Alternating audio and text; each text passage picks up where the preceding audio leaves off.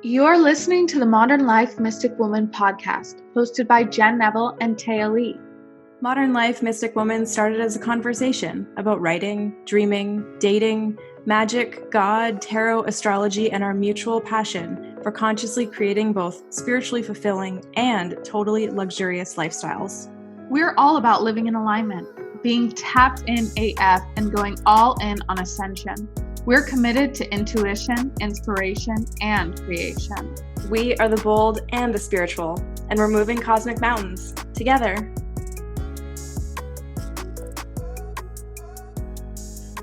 Hi, everybody. Welcome back for another episode of Modern Life Mystic Woman. Today, we're getting into the deep stuff. We're talking about dark nights of the soul. We're going to share our own experiences. This is actually going to be my first time hearing Taiha's and sharing kind of my own, I guess. So be a fun conversation, maybe. Yeah, it's pretty hard to not talk about the dark night of the soul when we talk about all the spiritual awakening stuff, and it's not all rainbows and butterflies. Yeah, and I feel like it's something on your spirit, and that's the thing, people think it's like rainbows and butterflies, but I feel like your initiation sometimes into, especially if you're meant to be like a light worker or like somebody who works in the realm of spirituality, that the initiation into that is normally, rough. Yeah. I always call it kind of like you're on I compare it to an airplane. I'm like, when you have the destination mapped out, but sometimes like you hit these pockets of air that's like turbulence, and it's just meant to get you back like to the like main airstream to get you where you're going. That's kind of, I always equate like shakeups and things like that, like turbulence, or if you're super far off course, like, on the airplane, like if you're hitting those pockets of rough air, it's going to jolt you back onto that smoother course. But turbulence is so uncomfortable. Yeah, it's so interesting that you're bringing that example up, because someone was just saying to me the other day about how like when we're constantly trying to like live in alignment, they were talking about flying airplanes and how like being on autopilot isn't just always going straight, it's constantly course correcting, like it's constantly looking for that alignment. That's so interesting. Exactly. And I used to have such a big fear of turbulence that I just always equate it to that, because I know that's what's happening. And I tell myself, I'm like, we're just finding a stream of air. We're just finding that steady stream of air. And so I kind of tell myself during the rough parts of my life that I'm like, all right, we're finding a steady stream of air here. Yeah. And now, now I'm not I fly so much that I've kind of gotten over the turbulence thing, but that's what I always tell myself. Like, we're just finding a steady stream of air. Yeah, I love that. So yeah, I feel like, at least for me, I've had two major dark nights of the soul. I had one really big one. I don't think I've had a jolt like that since that one. But these things happen to get you on course, on track, and depending how far off track you are, it's like a wake-up call. Yeah, I think when you kind of realize that you kind of create your own reality, or that like you wake up and you realize like you're this conscious being, and that you can make choices, and it's like, yeah, it's a lot to take in. Yeah, it really is. And I don't know if it's true or not. I mean, I'm only 28 years old, but I haven't experienced a dark night of the soul like my first one, and I'll get into like the details of it here in a few. But it's like, I wonder if like that first one is the worst one, or maybe like another situation occurs later on in my life. But I feel like once you learn how to navigate it, and when those feelings are coming up, like because my first dark night of the soul, I guess I'll kind of share, was I was in college, and I was just so So about how old is that? I was 18. It was my first year of college. Okay. So I was so out of alignment. I mean, I was probably like borderline alcoholic, like substance abuse, drinking 5 nights a week, and just, I mean, I was just in such a destructive pattern that it makes me like, even revisiting that version of myself makes me like cringe, because I'm just like, wow, I was out of control. And it was to the point where I remember, because I was playing on the golf team, I had like a GPA of 0.0, like 0.8 at midterms, because I just wouldn't go to class. I just skipped class. Like, I think there was one class that I just never showed up for. And it was like thinking about it, I'm like, how was I doing this? So it was basically like, once my coach found out, once they got those midterm grades and they were like, you have a 0.8 GPA, they were like, you know, I just will never forget, I came back from a tournament, and I was like, we come back from a tournament, and I had been called into a meeting, and I'm sitting there thinking it was going to be like I knew it was going to be the athletic president. I knew it was going to be like all the people, my coach, my assistant coach, my academic counselors. It was going to be all the people. But then when I walked into the room and my dad was sitting there, I was like, oh my God. Because at first I was like, oh, whatever, I can handle these people. But then my dad was sitting there, and it was a full-on intervention where they were like concerned about me. And it was even then where I was like kind of embarrassed. And I was like, I remember my coach would always say, she was like, you know, my thing in golf was like, if I was playing bad, the last 5 holes, I could pull something out of my ass and just finish like so strong. And she just looked at me and she was like, it's the last 5 holes. Like, we need you to pull through. And so I was kind of like, okay. So that, I remember I had like done some work there, and then it was just like, I was being overworked. I think I was so unhappy that I was just on the most toxic road possible. And then I feel like I was just nasty to other people. I was just exuding like misery. I'd sleep all day. Like the days that we didn't have, I remember spring break, like I didn't go home. I didn't go anywhere. I would sleep till 4 in the afternoon. I'd wake up and eat something and then just go back to like, you know, being locked in my room. My room was a mess. And I just remember it was like the most, I was just extremely toxic. Like I was just a toxic person to be around. And obviously so far from alignment, so far from, you know, what I do now and what I practice now. And I just remember, I think the end of that summer, after my first year of college, I lost my scholarship. I was kicked off the team, or I was given kind of a ultimatum. It was like, you can walk on eggshells and bend over backwards, or I'll give you your release and you can like leave. So basically after like a year of just having to like jump through hoops, I was like, I'm going to take the release. And I think the coach was shocked about that, because I think she wanted me to like stick around and fight, but I was like, I have no more fight in me. And it was kind of like, yeah, I think that was a huge wake up call for me, because I just remember crying. But then there was like something in me that was like, no. And then so I ended up kind of being like, no, I'm not going to, this isn't the end of this. Like, anybody would be lucky to have me as a player.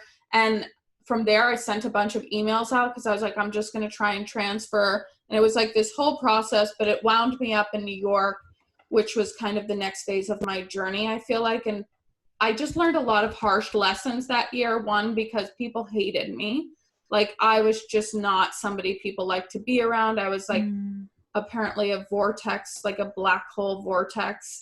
It's like, I don't know. It's so hard for me to dip back into that energy, because it's so foreign to me now.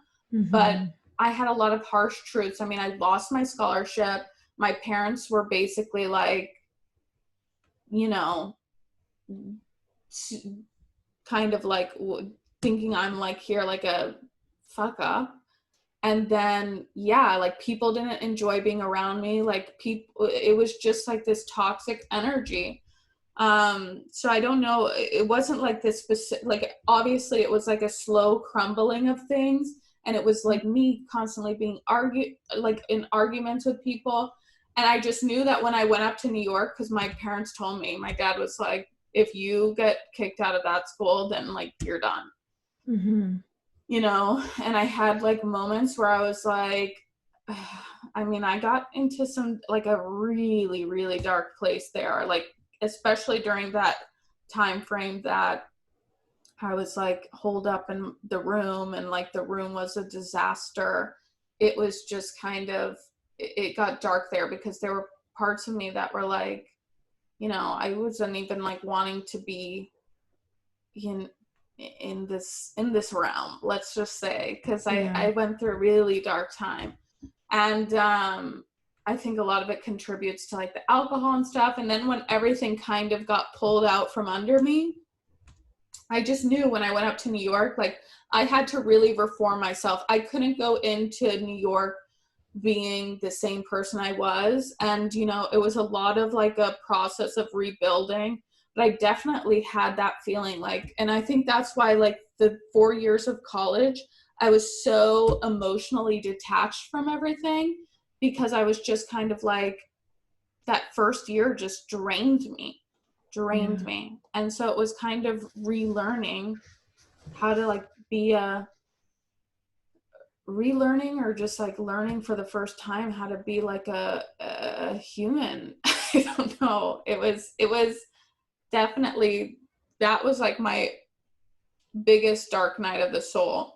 And it was just kind of being completely lost, not even having like this spiritual background. Obviously I had my spiritual background, but I didn't have kind of a reference point. Like I wasn't really into that whole being self-aware thing. I was kind of, it was like everything's external. Like these people are out to get me. These people are jealous of me. These people are holding me back. These people don't see, you know? So I knew when I went up to New York, it was all about learning, like I wasn't the star. I'm not, I have to learn how to like be a team member, not just, it's not just me. And it was kind of a big learning process. And really being conscious of my energy and not pulling people under with me. But it was a huge learning process, because even when I went up there, I already had a reputation. Like I transferred to a school in my same conference, and I had a reputation.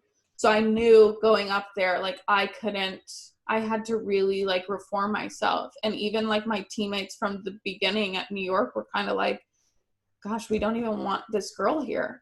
And it's just been like, I reconnected with a couple of the girls who I was teammates with in here in Tampa when I was here for my first year, like 5 years later. And I remember I apologized to them, and I was like awful, you know, and like one of the girls and I became really good friends because she was working at the golf course I was a member at. And I remember she told me, she's like, if you were to tell me I'd be sitting here in your, like, because she came down to my parents' house, sitting here with you in your parents' house, like we're friends and we're having a night out, I would tell you you're lying. Like if 5 years ago you told me this, I wouldn't believe you. And so it was nice to be like kind of given that second chance to make those amends. But yeah, that was probably my low, but it set me really on a course to kind of just completely transform my life. Yeah.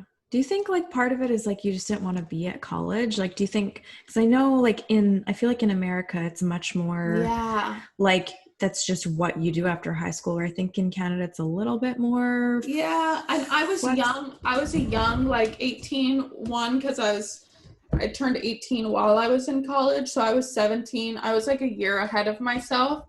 So it was a mixture of that, not really being ready for that college experience, kind of coming from a really sheltered environment of like, I was never really social, and I am like implanted in this social setting. Right. And then it was, I hated school. I've always been like, I like to set my own structures, but when somebody else sets structures for me, I just can't do it. I cannot do it. So I was never a big structure person. In New York, I still was a big class skipper, but somehow I got away with it up there. But I was definitely like never somebody who was school oriented. So I think my grades never really reflected, the level of intelligence I feel like I had. But I think that's kind of where I had to learn how to humble myself, because I was just like too good for class, Yeah. Well, it's funny as you're saying this, because I like to call it sometimes like only child syndrome, which we both are. Like, totally. We're kind of raised to think the world revolves around us. Yeah. And that's kind of, I had to learn how to, because not only that, like, I'm on a team with people, and I was programmed to believe, like, not really programmed, because my parents never spoiled me. My parents always were like, you've got to get your attitude in check. But then I went to school and I was like, huge only child syndrome. Huge only child syndrome. And then on top of that, I was like a big fish in a small pond. So I was like this star athlete in my high school. And then when I got recruited, I was like the number one recruit. I had won all these tournaments. So then somebody who was like just a local golfer, she came in and kind of outshone me. And that was when I was just like I wasn't the center. I wasn't the star anymore. Interesting. So, and her and I were roommates on top of that. So we butt heads big time. So that must have been like ultra triggering to live with. To live with the teammates. Yeah. So then it was but it's funny how it all works itself out. So when I went to New York, I was not the number one player. I knew I wasn't going to be. And I was kind of okay with that, because at this point I was like, I don't like golf. This has made me miserable. I just want to kind of get through school experience. At that point, I was like, I'm going to be an actress. I'm going to be on Broadway. So I was like really focused on that. And then golf, like it was a lot more lenient. Like this coach kind of let us do whatever. And she wasn't as strict as the coach here. But I did have to learn. I had to learn how to like, deal with these teammates. And I did end up living with teammates again. And it went a lot more smoothly than it did before, but because I had grown and learned from that first experience. Yeah. But that was probably the lowest time of my life. I feel like that was my first and most significant dark night of the soul, because that was kind of the one that really woke me up. But then, I'm going to kind of let you get into yours, because my second one's a little bit different, but significant in the sense of like, I feel like you have them at certain phases in your life where you're not ready to change, but it's like, it's time. Well, I think that's the contrast that like Abraham Hicks always talks about. That's just so relevant of like, we see how we're out of alignment by seeing like what doesn't feel good. And I think then when you like wake up for the first time and you're like, oh my God, my life is fucking shit. Like this feels terrible. Like, what do I even do? Yeah. So mine was like, I had just turned 19. So when I like moved out, like fully on my own, it was like a couple weeks before I turned 19. And for anyone who knows like the Vancouver area, I moved into Strathcona, which is like, now it's like a trendy hip place to live, but back then it was real sketchy. And just like bars on the window. I was in this little basement, and it was sketchy. There's like hookers outside. I was like a lot of homelessness, like real sketchy. And I was like just turned 19. I was in school for fashion design, And Cool. and it was so interesting because like as I was like in school for fashion design, everything that I was learning about was like, you know, how to like mass produce clothes, essentially, how to Yeah. mass produce things to and then like sell to your target like audience and just all this like business stuff, but like this like mass production thing. And but then like my route to school would literally be passing like hundreds of homeless people and just like in the state of poverty and just like a really sketchy environment. Yeah. So it was like an extreme contrast, like Yeah. my whole life, you know? And then because I had, since I was a kid, like had always been studying like dreams and symbolism and that like that's just something I knew a lot about. And then when I was in school for that, I became like obsessed with fashion magazines. Like all of my money would go to like these high-end fashion magazines. Mm-hmm. And then I started noticing just like all this weird dream symbolism embedded in like the fashion advertisements that like a 19-year-old girl should not know how to like read all this like symbolism. Yeah. And then it just really like opened me up to how like we're subconsciously programmed through media and propaganda and all of this stuff. I remember now you did the conspiracy stuff for. Yeah, so that's how I got like really into like all the conspiracy stuff, because I was like, yeah, no, this stuff is not, it's being marketed to like me as a target audience as a 19-year-old girl, but I shouldn't know, like they don't know I know how to read what's going on here, you know? And that like really fucked me up, because I was like, great, I'm investing like a small fortune in going to this school to learn like I'm being programmed by this industry. And here I am like living in this sketchy basement with bars on the window.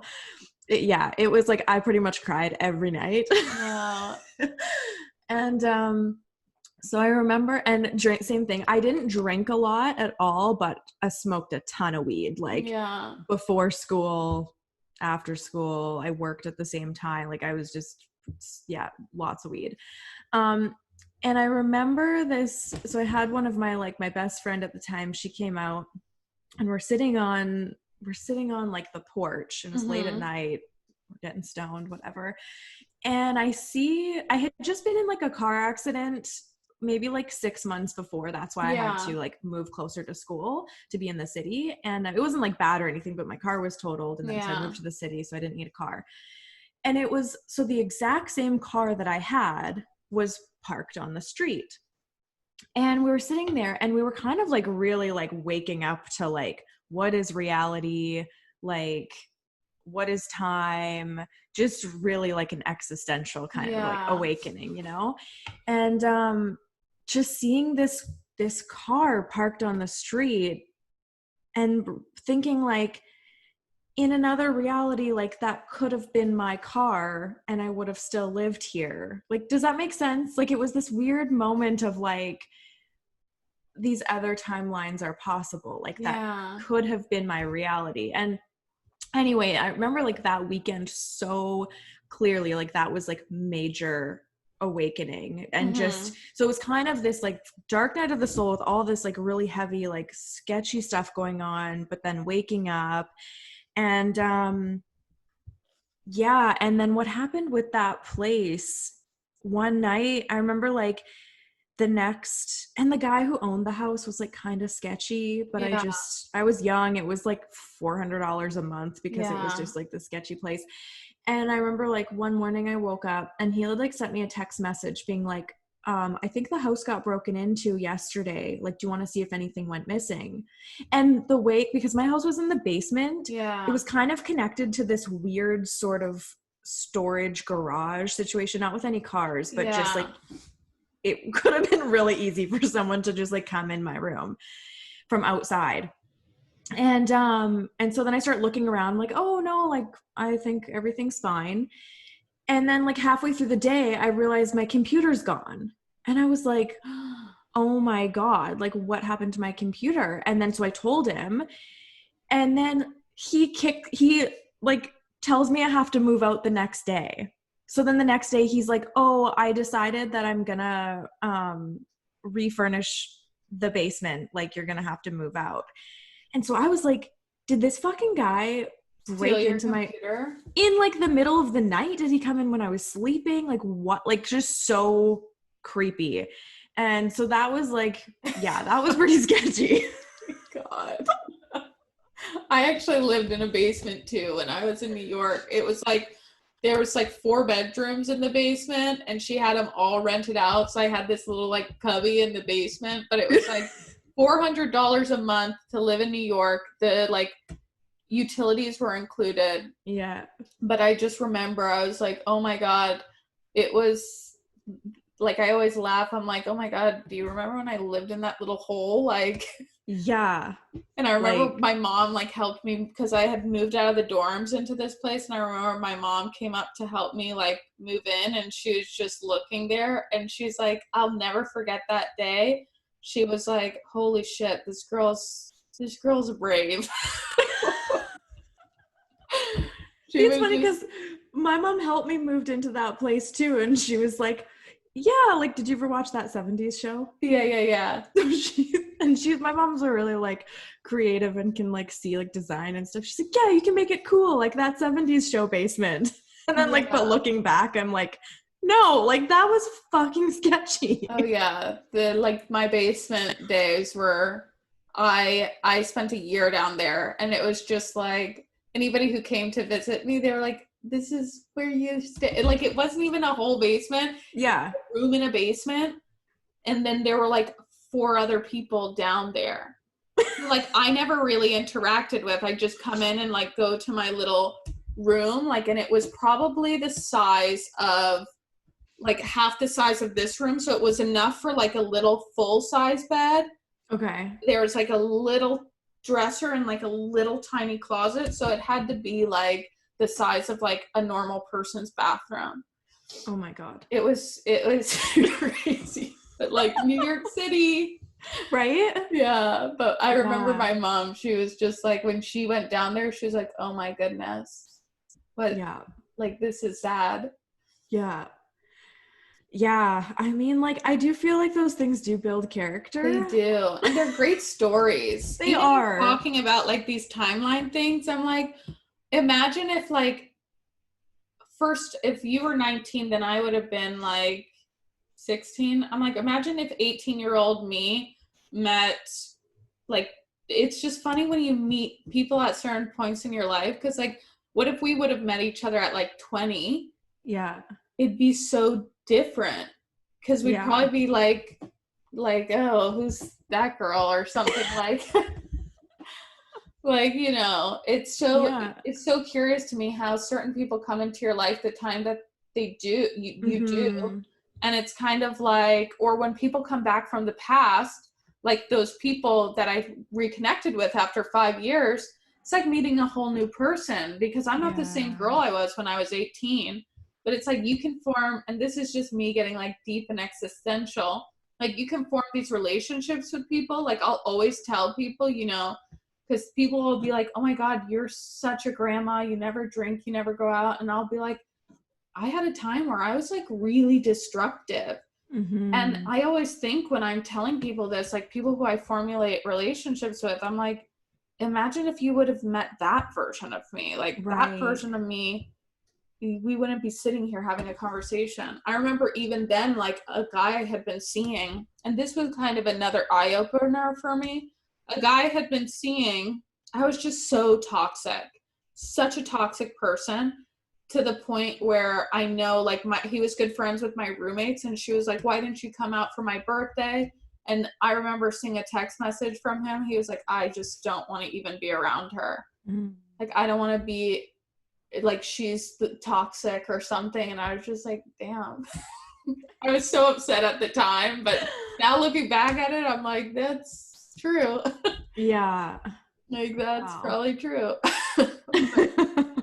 Yeah, I think like these moments are it's so interesting, like when you start waking up to that. And it's kind of like, it's funny. I guess like for me, it was more like what I woke up to at that point was like having to kind of take ownership for my actions. Mm-hmm. and kind of really start being conscious of the energy I'm giving people, or the way that I'm treating people, the way that I was treating myself. Yeah.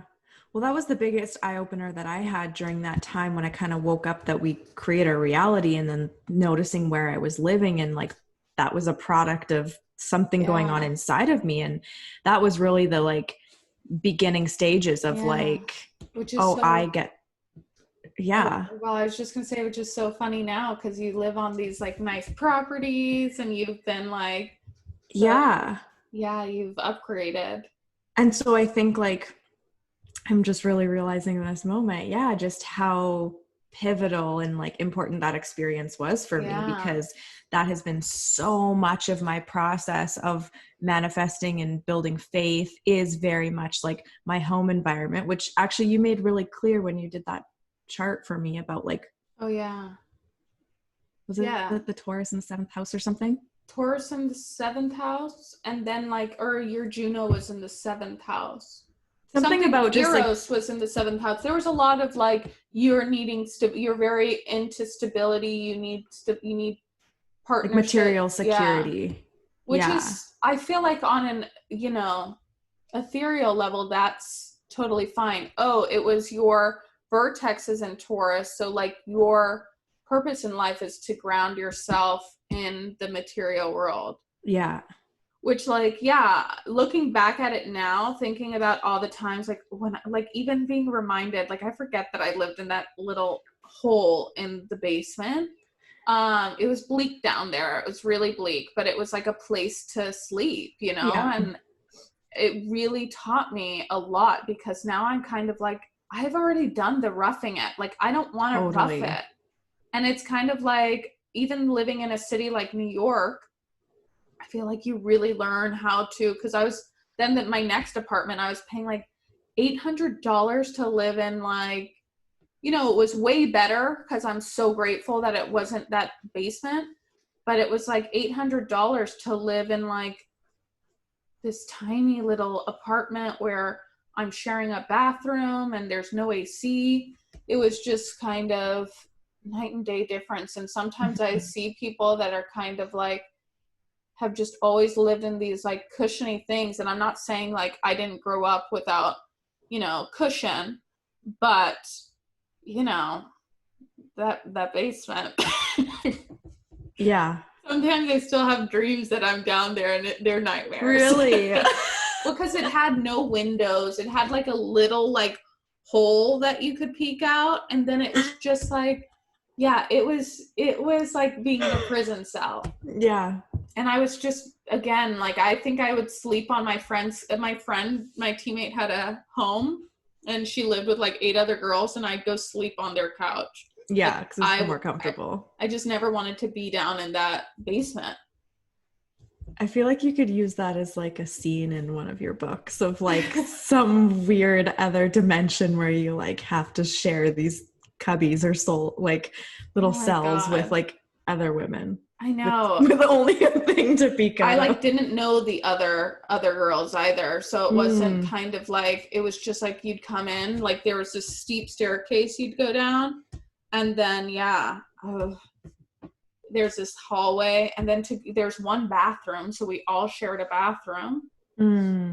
But to like go to the bathroom at night, I had to like walk down this dark hallway. There was like a kitchen in there.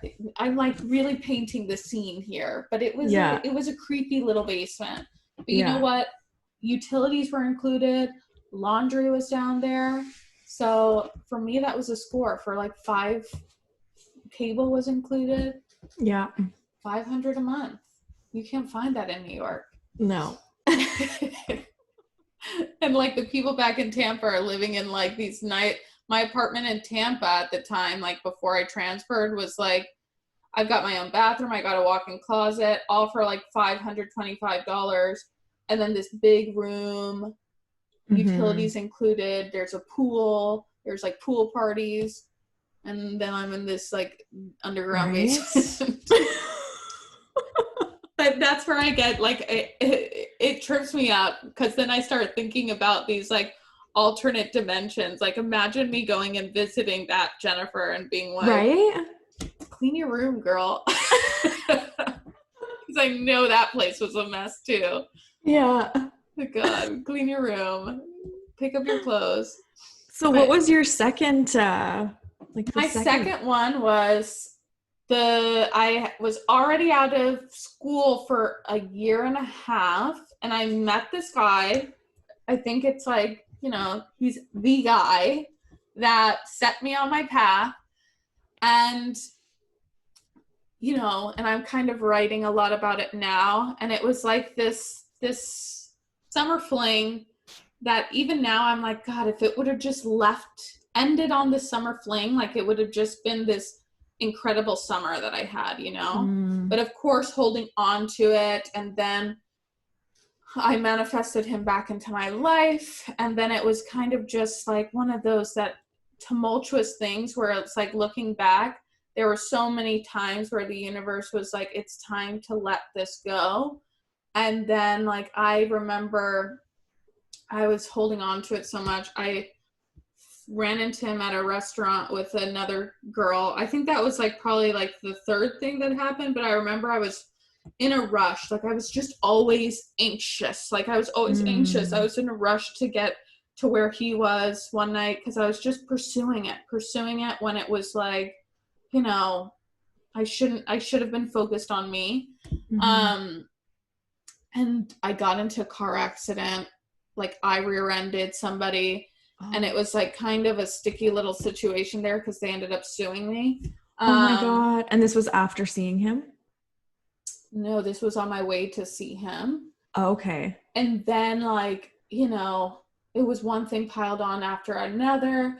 Then then I ran into him with the girl. And it was just like this clear, I think we talked about it. I had made a wish one 11/11 because a girlfriend of mine was like, Jen, I can't condone this anymore. I already know he's been sleeping with such and such and such and such. Like, I just feel like, what are you doing? I just, you know, she was dating one of his friends. She was like, I know, like, in the beginning, you were just friends with me to get information, which wasn't true. And it was kind of my wake-up call to where I'm like, I really love and adore this friend of mine. And for her to be kind of hitting me with this, I need to take it into consideration. So like that whole week I had been like, I'm gonna be telling like we can only be friends, and like the universe was like, oh, we're gonna make you hold that promise. So then like I really didn't get an opportunity. Like I think for a week we like did not talk. And then I think it was 11/11 and I had made a wish one day. I was like, just help me let this guy go. And then it was like, something was like, bing, bing, bing, like, send him in. She finally she asked for it. And then it was like, I showed up at this restaurant and then he showed up with another girl. So that's where I was just like, oh God, like the universe delivered. And it was like, even then I wasn't letting him go. So it was just one thing piling up after the other. And it was kind of like those growing pains of like, it's time for me to release this. And I think like, thank God, or I always look back and I'm like, he let me go because I would have never let him go. But that kind of set me on this course to kind of find my soul's purpose, because I was playing professional golf, like, which was a whole nother thing. The fact that I went from like hating golf to kind of making my way back to it and making it to playing professional, because after that first year I was like, oh, I'm done with golf. But like I slowly fell back in love with it. And then it was the same thing here.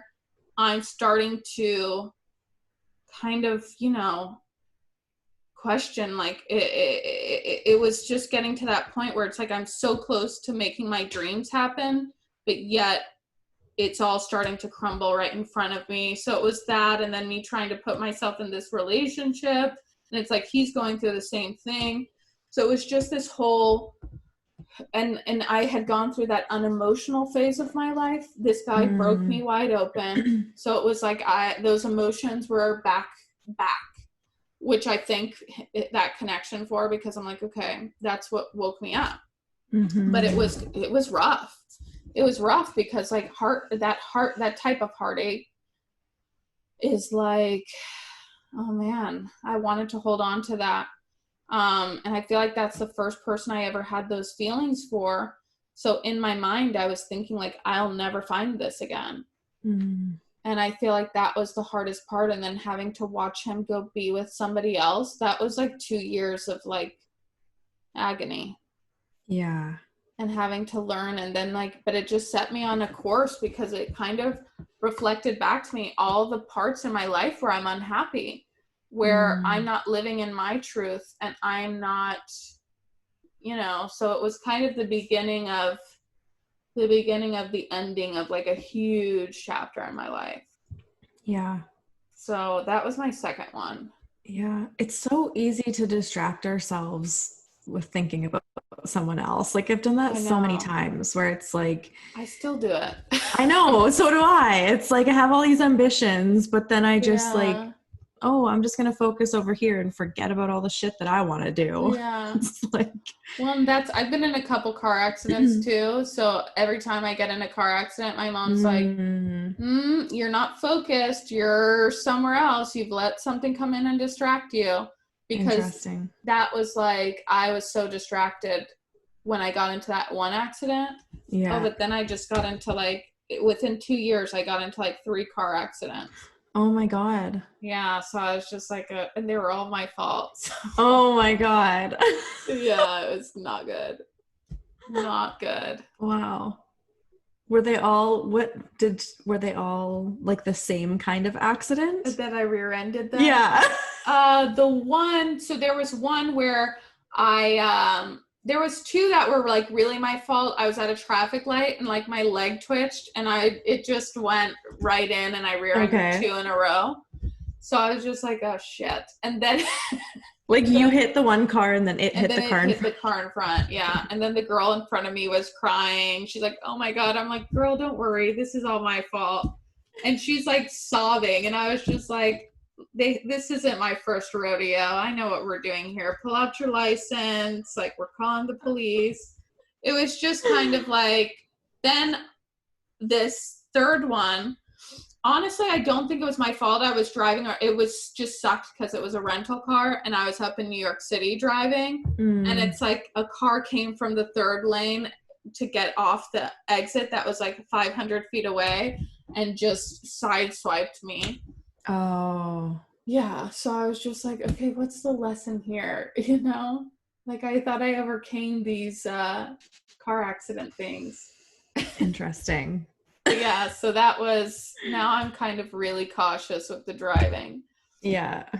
Really hyper focused. But yeah, that was kind of, that was the second one. That was my whole experience there. And I feel like, yeah, I'm like, it's bound to be, I'm bound to have another. I'm sure that there'll be a moment where I'm not willing to make changes and there'll come another. So yeah.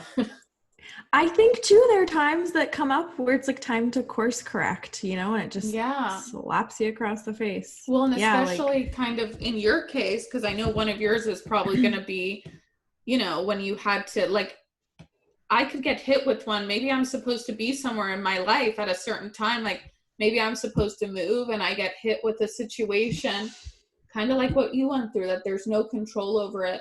And you just kind of have to be like, all right, yeah, this is what we're dealing with now. And I guess now that you just said it that way, I think there's been, now that I'm looking back at all these times in my life, there's been a lot of scenarios where it's like I had to move like really fast, whether it was like that landlord kicking me out or like my house catching on fire and not having an option, or my second dark night of the soul that I'm going to get into here, that was like a very shift. It was my own shift of like, but you need to get out of here kind of thing. But there's just been, and that is something I've really had to work through. Is that my own like childhood trauma of having to move a lot, or is it, and like, how can I not keep recreating that? And I think the recent one was this time last year, so July 2019. And it was the first time that I couldn't pay my rent in time. Yeah. And the day came, and I always get these very like last minute demonstrations from God where like the money shows up, right? And this time it didn't show up. Yeah. And I was like, I felt so defeated. I felt so like ashamed. I had moved back to Vancouver. Same thing. I had just gone through a breakup like a couple months before. I was like in my own new place, beautiful like place on the ocean. And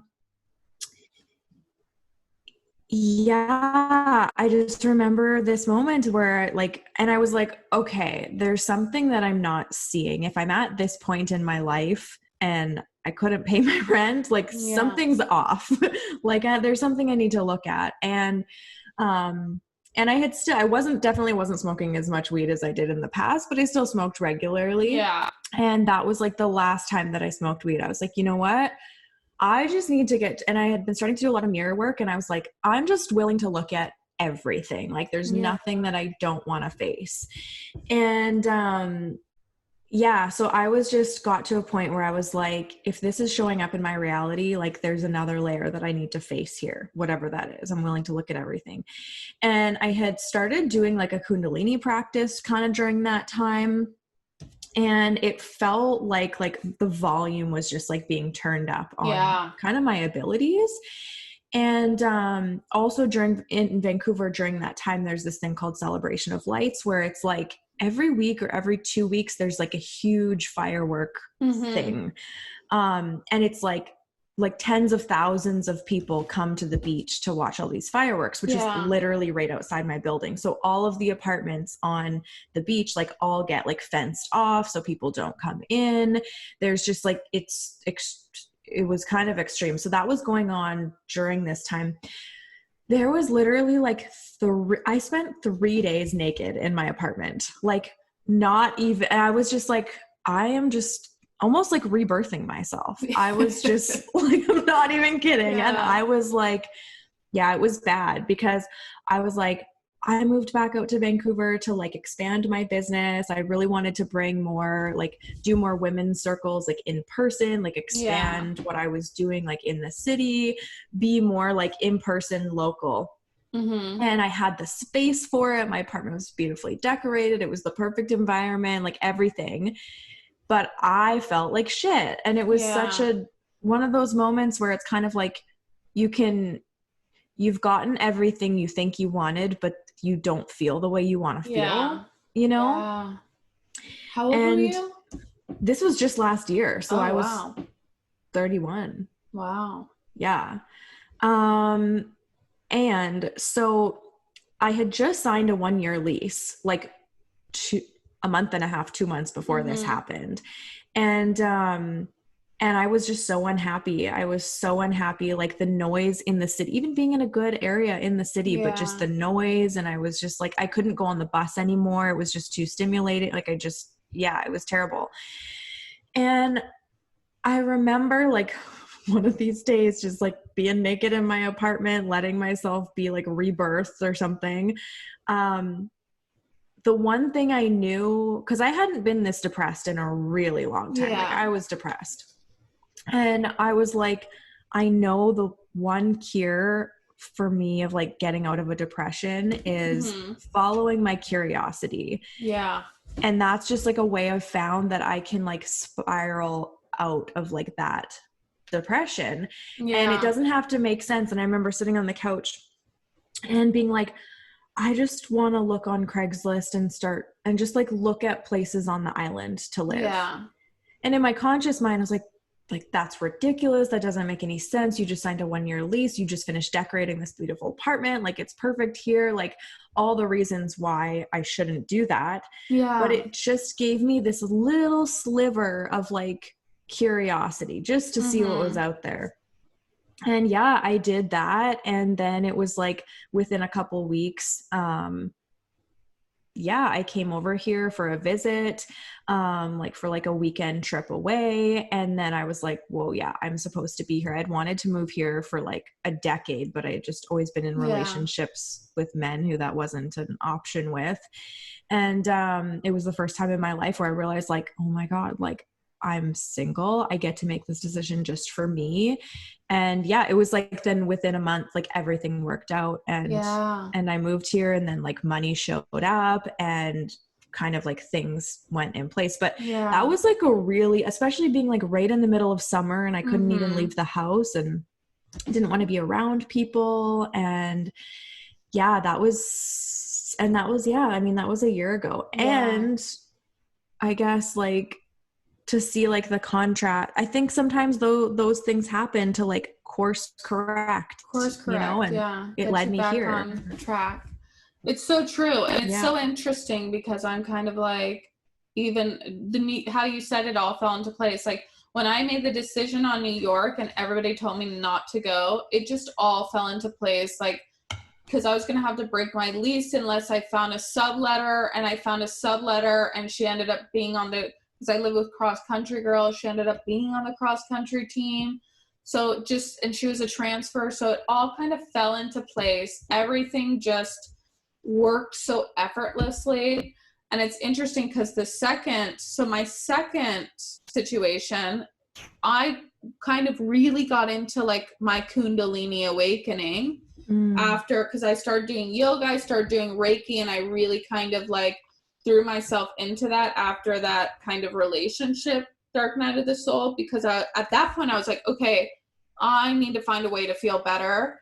I need to find a way to like be able to detach. So I kind of started really leaning into spiritual practices. And it's funny. So it's funny how you say the Kundalini, but I guess that's what my advice for people is like, especially if you're going through a dark night of the soul, like, cause I think like we're talking about ours and it's like, we make these like quick changes, which is how you can do it.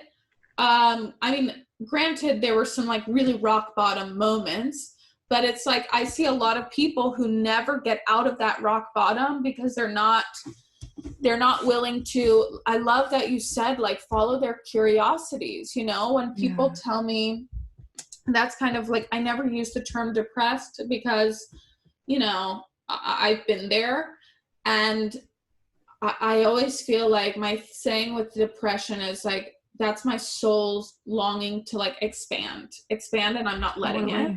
Yeah. And so I've learned that like with the curiosity, like last year I kind of went into a bit of a depression. I have my bouts probably every year. So far this year, even being in quarantine, I haven't had I had like a week or two at the beginning of the quarantine, but last year I went through like 4 to 5 to 6 months of depression. And what got me out of it was kind of being like, kind of doing the same thing. It's like, I created this life for myself. I'm making good money. I'm doing what makes me happy. But at the end of the day, like, I'm still depressed. Like, I'm still sitting here on my couch, like not socializing, not being around people. And I was like, I have this money saved up. Like, I've always wanted to go to Europe. And I kind of followed that curiosity. I was like, let me look at these Europe things. And then, so that was kind of like what inspired me to just pull the trigger and book my flight and just go over there. And yeah, that was about a year ago too. So it's kind of like to see from a year from there, from a year from now, like from then, just kind of the changes and kind of the learnings. And I feel like that was really, even how I assumed like you picking up and moving out to the island, it's like this empowering feeling. Like, I booked that trip and I didn't wait for anybody. I just went out and did it on my own. Yeah. You know? Yeah. And it's like, I felt really brave after that. Totally. It really does. It builds the muscle of like your courage and your bravery and your faith and all those things. And it was, I was like, I can travel the world alone. I can do all this stuff. Like, I can do it, and I can overcome these bouts that I have, because I feel like even if you're in the spiritual realm, and kind of like where it's like, it's not all butterflies and, you know, walks in the park. It's like, yeah, I feel like as somebody who's highly intuitive, I really go through times where I could suffer from, you know, falling into that depression state. Mm-hmm. Well, and the thing that I was just thinking of how, like, you know, maybe some of these times are actually like our intuition guiding us, because now that I look back and I'm like, shit, that was my intuition and psychic sense. Like, you need fucking city, because in a short while, like, shit's gonna be kind of crazy. And thank God I did it when I did, because I didn't have to be in the city during this whole quarantine COVID thing. And like, if I was feeling overwhelmed and stressed out then, I can't even imagine how I would feel during this now. And now I'm like able to like be and serve from a place of their like peace and tranquility way out here in nature, whereas I wouldn't be able to like probably do this show or like do anything I'm doing right now with in the alignment that I am if I was still in that place. So maybe sometimes it's like that depression or those dark nights of the soul is guiding you. It totally is. Yeah. And I feel like that's kind of that awareness of it, because I even look at that first one that I had and I'm like, I was always meant to be in New York. And I remember I played against that old team like 3 years later, and the coach, my old coach, had come up to my parents and she was like, I've heard nothing but good things about your daughter. She was always meant to be there. That was always meant to be where she was. I think I was always meant to be on that path. I was always meant to go to New York. Like you said, it's course correction. I wasn't meant to hold on to that relationship. I was meant to, if I would have held on to that relationship, there's a lot of things I would not have done, you know? And I have a good girlfriend who she kind of was going through this, she had this relationship that just crushed her. And it's like, she was ready to marry this guy. She was ready to, you know, settle down with him. But then I see like everything she's done since that breakup. And I'm like, could you imagine? Like, he went on to have 2 babies. I'm like, could you imagine if that were you right now? Yeah. Like, look at all the things that you're doing. You would not be doing those things. Exactly. So it's like those things that you just kind of have to be like, thank you. Thank you for setting me on my path. And our ability to let things go or detach from things is going to determine how long we stay in that rock bottom. Totally. Because it's like, if you're kind of how we always talk about intersections, it's like, say I'm like that. I look at that connection now and I'm like, God, that was like, we were both in probably the worst times of our lives and we're so young. If that person's meant to come back into your life, it could happen 10 years down the road. It could happen 5 years down the road, but it's going to be at a point where like you've healed and you would want that person to heal too. Cause you don't want, like me now, even what I was talking to you earlier about, like if I met 18-year-old you or you met 18-year-old me, we probably would not be friends. You'd probably be like, oh my God, this, you know? So it's like, if I met that 23-year-old version of that guy again, I would be like, oh, hell no. You know, like, oh no, we don't deal with guys like you. Yeah. You know? And if he met that 21, you know, who knows, but maybe the 28-year-old version of this person. That's why you have to let people grow. You have to let people evolve. Yeah. Because think about it in that sense. Does that make sense? Yeah. Well, God, I think, how much I've evolved and like grown and Yeah. Because if I met that, because we were 23, 24, if I met that 23-year-old version of him, I'm 28 now. So I'd be like, oh my God, this guy's a baby. Like I think about 23-year-olds now. I'm like, I would never date a 23-year-old.